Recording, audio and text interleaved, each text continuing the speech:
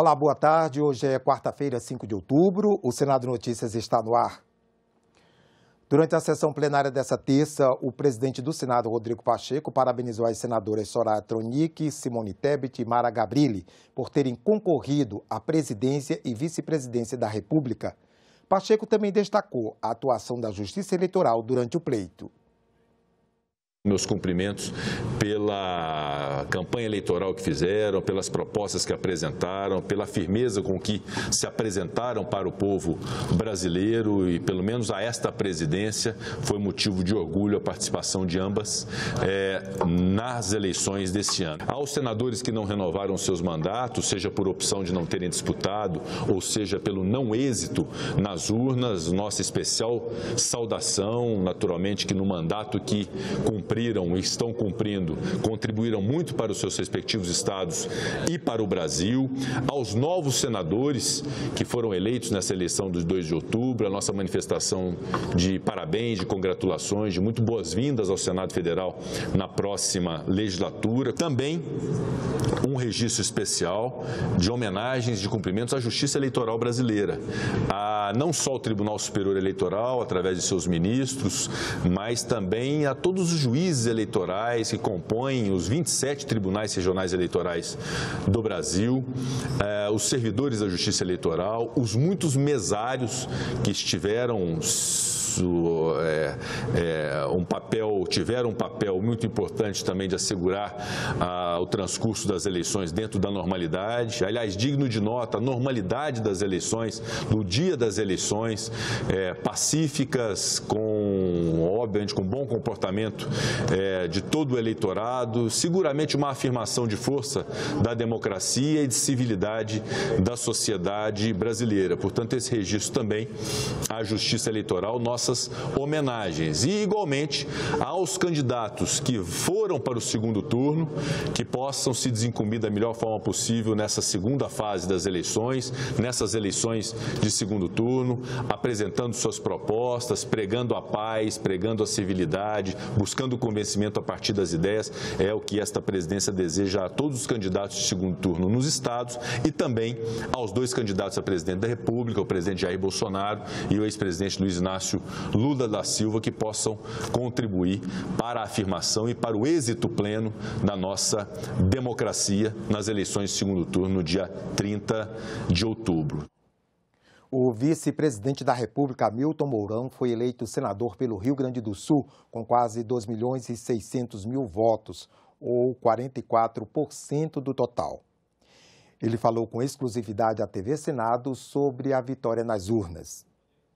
Para mim, após 46 anos de serviço ao Exército Brasileiro, indo de cadete a general de Exército, ocupando postos de extrema relevância, e depois, tendo sido vice-presidente da República, o Senado me pareceu o caminho ideal, por representar a federação, por representar o equilíbrio e por representar uma casa onde os seus integrantes já tiveram outras experiências marcantes da vida. Ao longo desse período da minha vida toda, eu fui entendendo as características da política, a grandeza da política, sempre como a arte de negociar, sempre como a arte de buscar a melhor solução.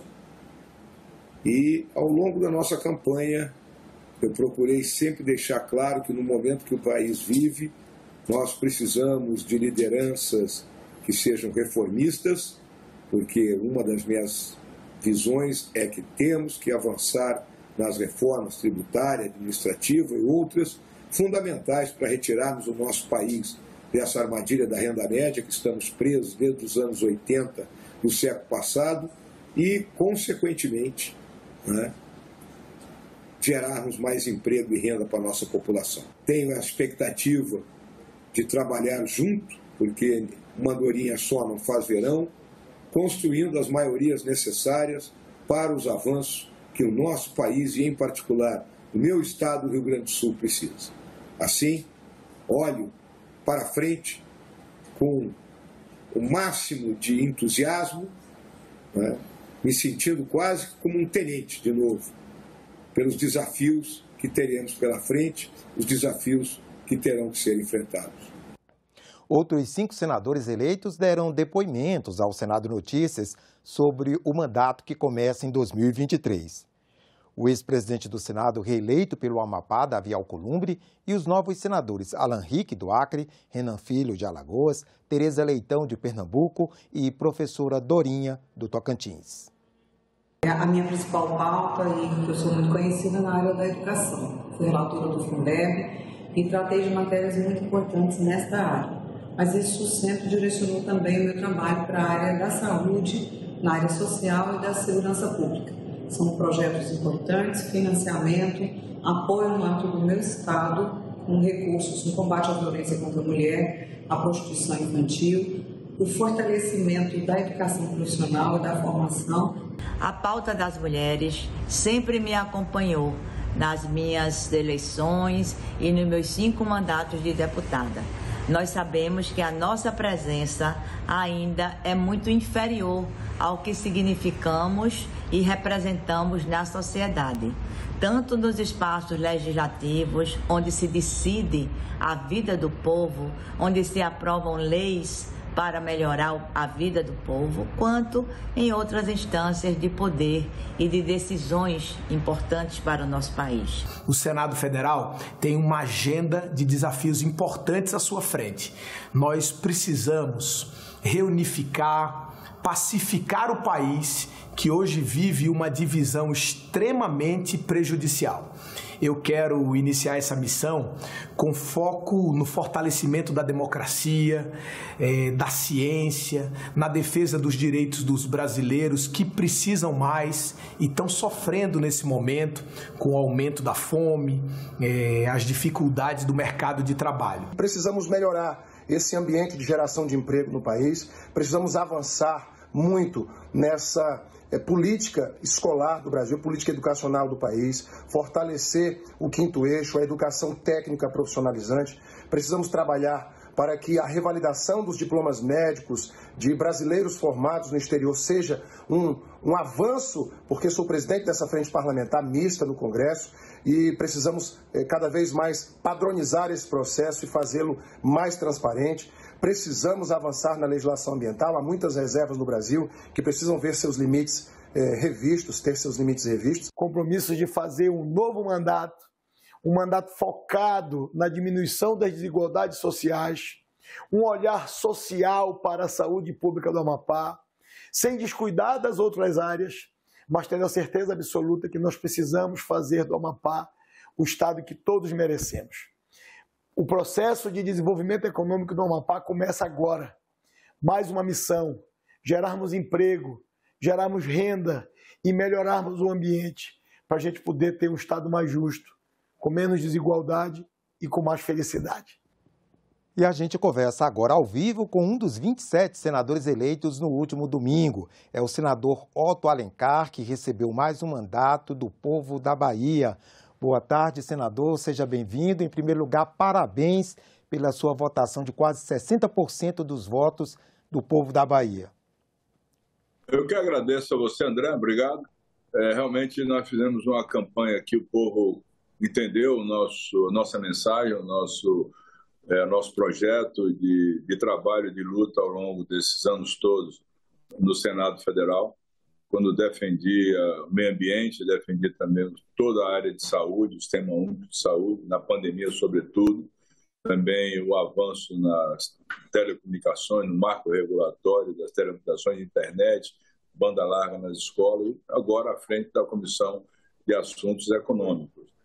A Bahia é um estado que tem uma dimensão territorial muito grande, 567 mil quilômetros quadrados, correndo quase todos os municípios, levando essa mensagem, e tivemos uma votação expressiva, 58% dos votos.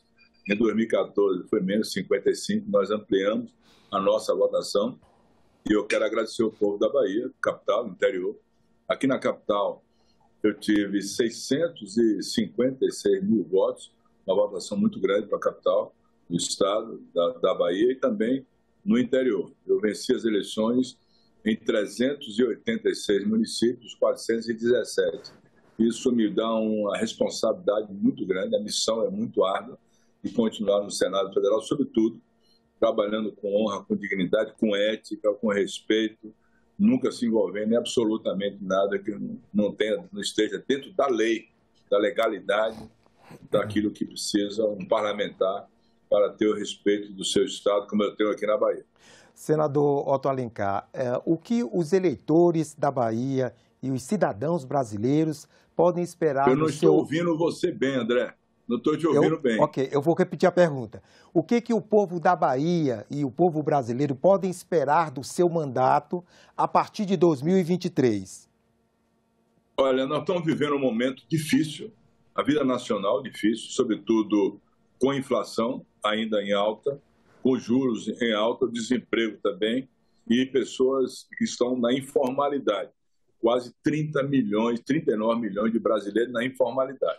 O que eu espero é que o próximo governo, e eu defendo a candidatura do presidente Luiz Inácio Lula da Silva, possa fazer o Brasil crescer, o PIB crescer, o Produto Interno Bruto crescer, que tem sido muito tímido, inclusive no período com o recuo do PIB. E que esse crescimento seja sintonizado com avanços e com investimentos em áreas de intensiva absorção de mão de obra, para gerar emprego e renda, como o setor da construção civil, da habitação, Minha Casa Minha Vida, programa Luz para Todos, mais investimento no Sistema Único de Saúde. Houve uma redução em 2022 dos recursos para o SUS em relação a 2021, na educação, com ampliação da oferta de vagas nas universidades federais, escolas técnicas, para que o Brasil possa avançar muito. E também no setor de ciência e tecnologia. Nenhum país, e o nosso país está muito atrasado nisso, vai avançar se não tiver avanço tecnológico, científico, para competirmos com os países em desenvolvimento, como é o caso do Brasil. Então, vamos trabalhar nessa direção dentro do Senado Federal para que possamos aprovar e deliberar sobre matérias que sejam sintonizadas com o interesse do povo brasileiro no crescimento econômico, na diminuição da inflação, na diminuição dos juros, que estão na lua, muito altos juros para o Brasil, que precisa ter crescimento econômico. Os bancos de desenvolvimento precisam financiar, sobretudo o setor que gera emprego e renda. A agricultura, a agroindústria, o agronegócio, a agricultura familiar, o setor têxtil de fiação, o setor calçadistas, indústria, comércio, turismo, muito bem, todas as senador. Atividades para crescimento econômico. Muito bem, senador. Muito obrigado pela sua entrevista. Eu que agradeço. Obrigado.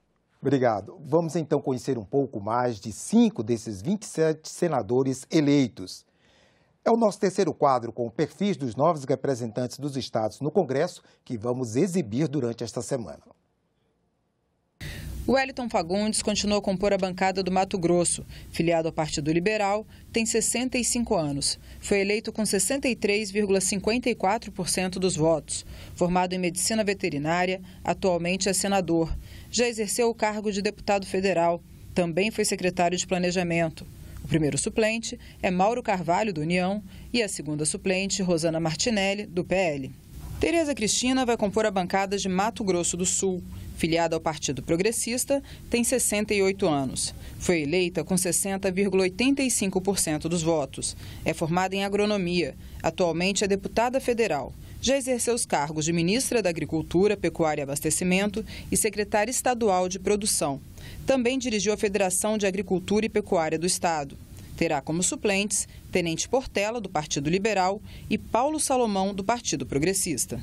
Cleitinho vai compor a bancada de Minas Gerais. Filiado ao PSC, tem 40 anos. Foi eleito com 41,52% dos votos. Já exerceu o cargo de deputado estadual.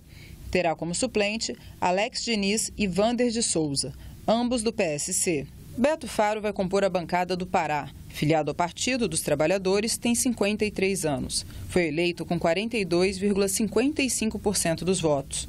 Atualmente, exerce a função de deputado federal.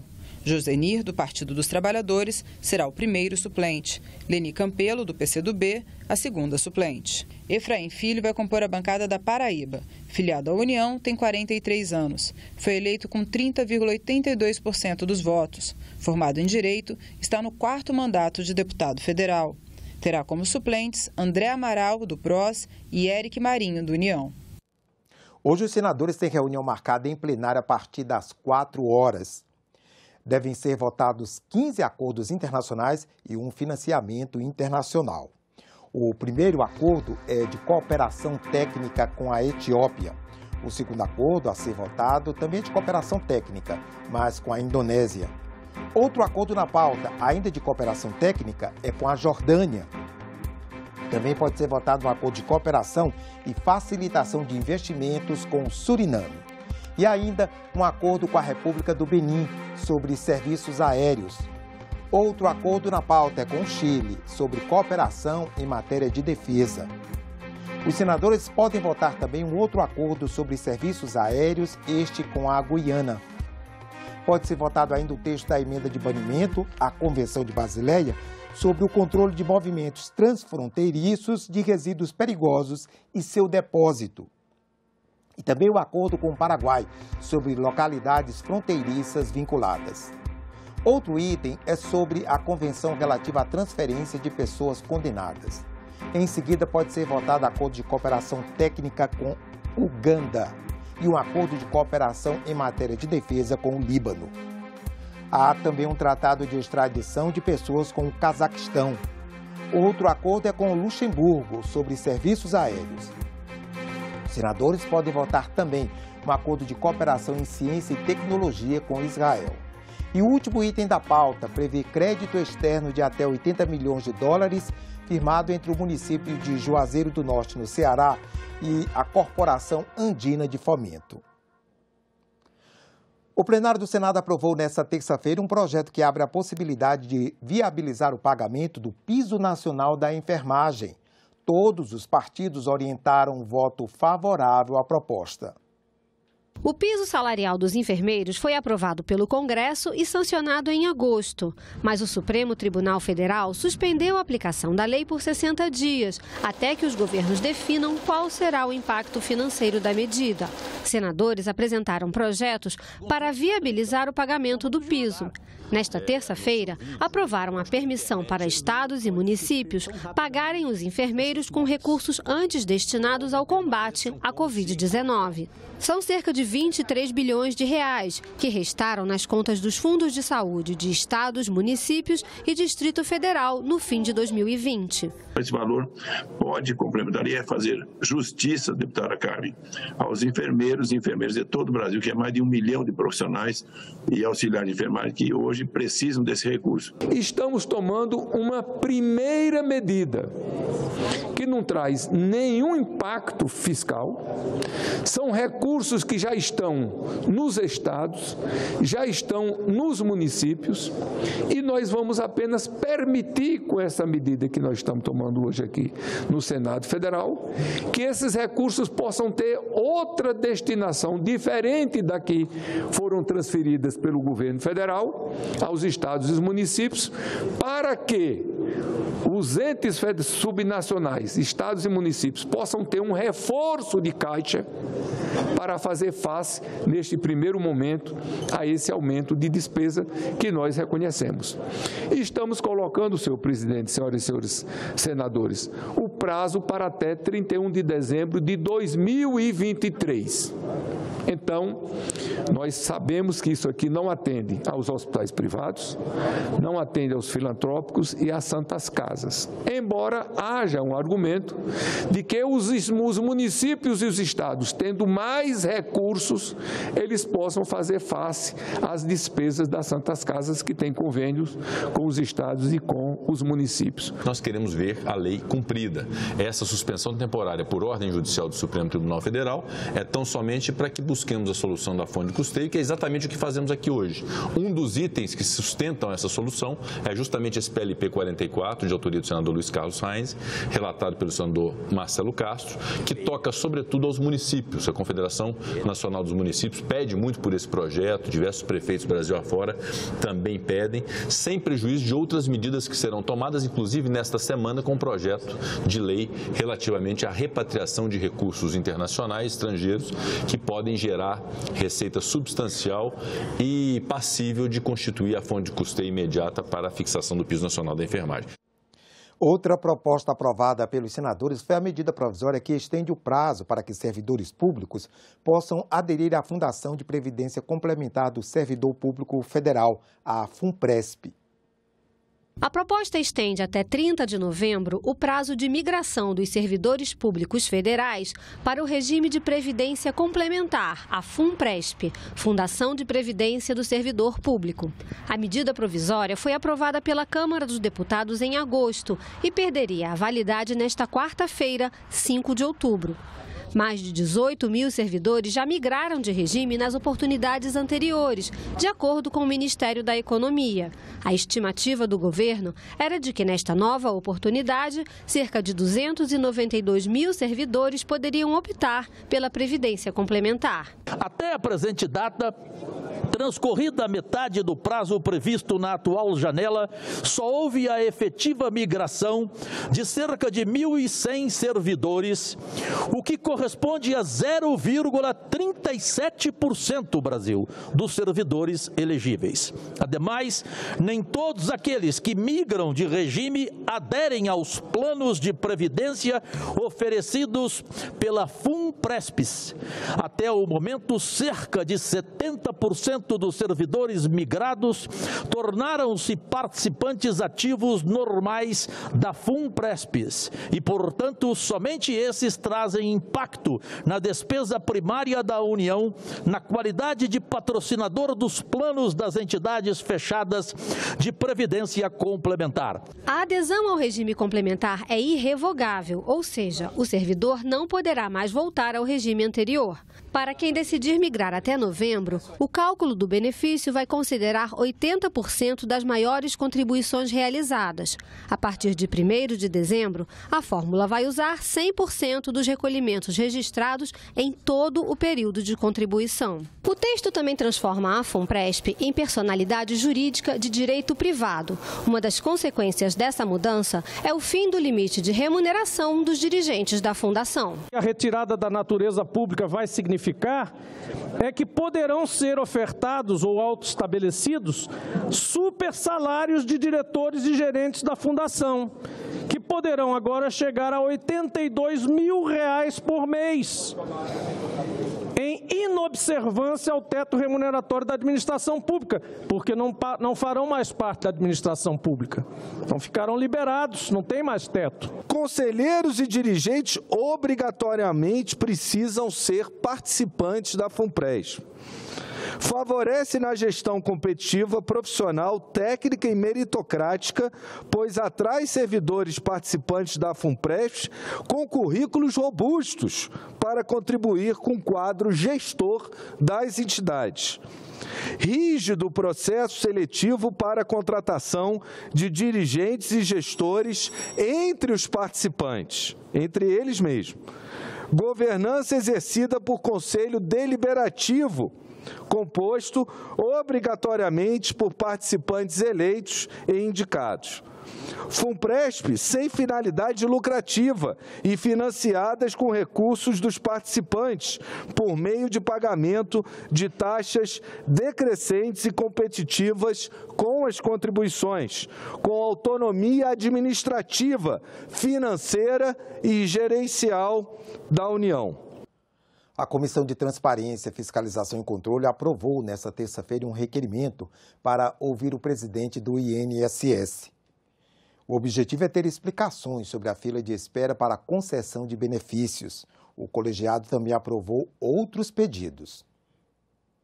O INSS já conta com mais de 1,8 milhão de pedidos de novos benefícios na fila de espera. Cerca de 500 mil segurados na fila são pessoas com deficiência que buscam o benefício de prestação continuada. O órgão recebe cerca de 800 mil novos pedidos por mês, que incluem perícias, agendamentos e outros serviços. Mas tem sido analisados cerca de 700 mil benefícios a cada 30 dias, o que gera longas filas de espera.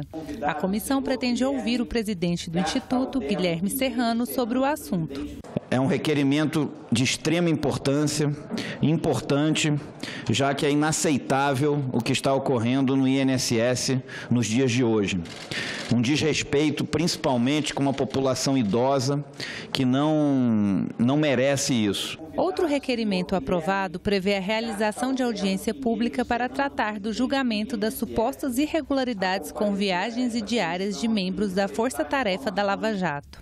Nós aqui, nessa oportunidade, chamando o doutor Bruno Dantas, ministro do Tribunal de Contas da União, que tem aí, está à frente desse julgamento, que pede o ressarcimento, acredite se quiser, né, de diárias de quem conseguiu recuperar 22 bilhões de reais para o Brasil, para os brasileiros. Ele vai agora, tem que responder sobre diária para fazer o trabalho dele, e sobre passagem aérea. É piada isso, né? Isso é um desrespeito. Em nota conjunta publicada na semana passada, as consultorias do Senado e da Câmara dos Deputados analisam vetos do presidente da República ao projeto de diretrizes orçamentárias para o ano de 2023. Aprovada pelo Congresso antes do recesso de julho, a Lei de Diretrizes Orçamentárias de 2023 voltou do Planalto já como projeto de lei orçamentária anual com 294 vetos. As consultorias legislativas da Câmara e do Senado Federal emitiram uma nota técnica alertando para as possíveis consequências da redução do volume de recursos previstos para setores como saúde, educação e assistência social. A dotação com despesas primárias da saúde, que em 2022 foi de 162,9 bilhões, cai para 146,4 bilhões em 2023, uma redução de 10%, o menor orçamento desde 2014. O valor mínimo recomendado pela consultoria para o ano que vem é de 149,9 bilhões de reais. Os recursos autorizados para a educação, de 151,9 bilhões de reais em 2022, caíram para 147,4 bilhões na previsão do orçamento para 2023. As dotações previstas para investimentos em obras como saneamento, habitação e infraestrutura correspondem a apenas 1,56% do Produto Interno Bruto estimado para 2023. Das despesas primárias totais, 94,3% são obrigatórias e apenas 5,7% são discricionárias. No geral, há um corte grande nas chamadas despesas discricionárias, que são as despesas que não são obrigatórias, e essas despesas discricionárias, elas concentram a maior parte dos gastos das políticas públicas efetivas que o governo desenvolve. Então, investimentos, recursos para ciência e tecnologia, para a segurança pública, para o meio ambiente, para a cultura, todas essas são basicamente despesas discricionárias. Elas têm um corte relevante em relação ao previsto nesse ano, um corte em termos reais, ou seja, considerando a inflação, em torno de 32 bilhões de reais. De acordo com a nota da consultoria, a lei orçamentária só prevê recursos para pagamento do Auxílio Brasil no valor de R$ 400. A manutenção do atual valor de R$ 600 exigiria um aporte extra de 52 bilhões. E para isso, as regras fiscais teriam que ser rediscutidas. Na outra ponta, os serviços e programas do Fundo Nacional de Assistência Social foram os mais afetados pelos cortes, com reduções de 95% em relação a 2022. O montante que veio de investimentos na proposta de orçamento para o ano que vem é o menor de toda a série histórica, são apenas 22 bilhões de reais em investimentos públicos previstos, e esse montante ele não é nem sequer capaz de manter os investimentos já existentes, ou seja, de conservar o patrimônio público, o patrimônio da União já existente. A dedução no imposto de renda dos custos com educação pode estimular as empresas a investirem na capacitação de seus funcionários. É o que propõe um projeto em análise no Senado. Hoje, a pessoa jurídica já pode deduzir do imposto de renda os custos com a formação profissional dos empregados, como uma despesa operacional da empresa. Mas, para conseguir a dedução, é preciso demonstrar que a formação se enquadra entre as atividades essenciais da empresa e do empregado. Uma nova proposta em análise no Senado permite a dedução das despesas com a educação dos empregados em qualquer nível e área do conhecimento, seja em estabelecimento próprio ou de terceiros. De acordo com a proposta, todos os gastos com cursos, incluindo matrícula, mensalidades e material didático, poderão ser descontados da base de cálculo da contribuição social sobre o lucro líquido e sobre a apuração do lucro real da empresa. De acordo com o IBGE, mais da metade dos brasileiros acima de 25 anos não completaram o ensino médio. O principal motivo de evasão escolar, apontado por cerca de 39% das pessoas que abandonaram os estudos, foi a necessidade de trabalhar. O autor do projeto, senador Jorge Cajuru, acredita que o incentivo à educação irá beneficiar toda a sociedade. Sabemos que elevação do patamar educacional significa aumento de produtividade, o que possibilita o desenvolvimento da economia, com benefício para todos. Os trabalhadores têm melhoria salarial, os empresários ampliam seus lucros e o país arrecada mais impostos. O Congresso inicia a agenda especial em alusão à campanha Outubro Rosa de prevenção ao câncer de mama. A iniciativa é da Procuradora Especial da Mulher, senadora Leila Barros, do senador Nelson Trade e do deputado Zacarias Calil. O câncer de mama é o segundo tipo de câncer mais frequente em mulheres. Perde apenas para o câncer de pele e é também a maior causa de morte feminina, segundo dados do INCA, o Instituto Nacional do Câncer.